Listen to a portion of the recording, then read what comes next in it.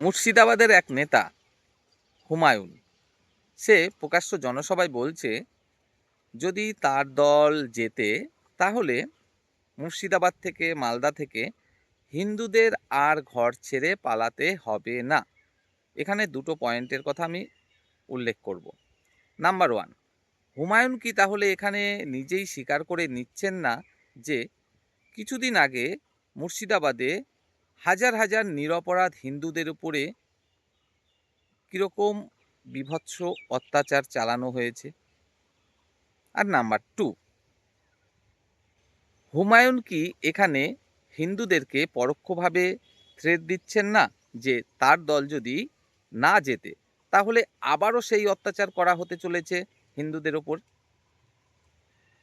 জানি না হুমায়ুনের এই বক্তব্যকে হিন্দুরা কিভাবে নেবেন। তারা কি এমন সিদ্ধান্ত নেবেন যে না, আমরা নত হয়েই থাকবো সারা জীবন, আমরা গোলাম হয়েই থাকবো আমাদের নিজের মাতৃভূমিতে? নাকি তারা ভোট বক্সে তার যে ভোটের পাওয়ার সেটা দেখাবেন? জানি না হিন্দুরা কেমন কি সিদ্ধান্ত নেবেন, মুর্শিদাবাদ মালদার হিন্দুরাই সেটা ভালো বলতে পারবেন।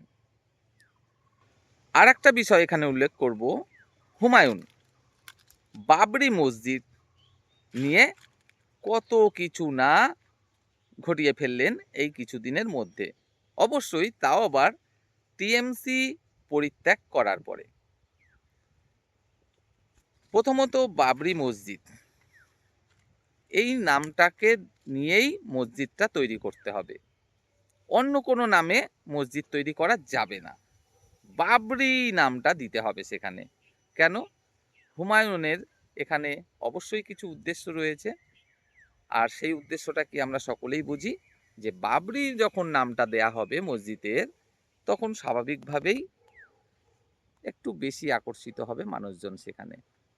ওখানে যদি হুমায়ুন মসজিদও করতো তাহলেও দৃষ্টি আকর্ষণটা কম হতো।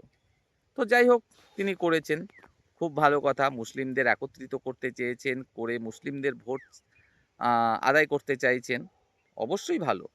কিন্তু আবার ইদানিংকালে দেখছি হিন্দুদেরকেও তিনি প্রলোভন দেখাচ্ছেন, হিন্দুদের জন্যও আবার রাম মন্দির তৈরি করবেন। তো এখানে দাঁড়িয়ে মানুষজন কি বুঝতে পারছে যে আসলে হুমায়ুন ব্যক্তিটা কেমন? শুধুমাত্র নিঃস্বার্থেই যে এই কাজকর্মগুলো করছেন সেটা আশা করি মানুষজন খুব ভালোভাবে বুঝে গেছেন। একদিকে তিনি মুসলিমদের ভোটও আদায় করতে চাইছেন মিথ্যে কিছু প্রলোভন দেখিয়ে, আবার হিন্দুদের ভোটও আদায় করতে চাইছেন মিথ্যে কিছু প্রলোভন দেখিয়ে। তো জানি না যে হিন্দু বা মুসলিম তারা আসলে ব্যাপারটা বুঝতে পারছেন কিনা।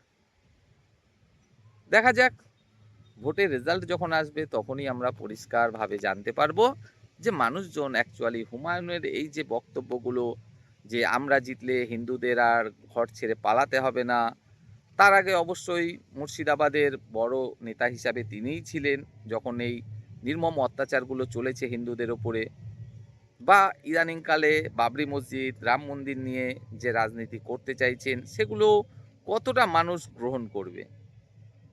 দেখা হবে পরের ভিডিওতে। আপনাদেরকে একটাই রিকোয়েস্ট করব, নিজের মতামতটা অন্তত কমেন্টে জানান। শেয়ার করুন বা না করুন ভিডিওটি, অন্ততপক্ষে নিজের মতামতটা তো অন্তত শেয়ার করুন কমেন্টের মাধ্যমে।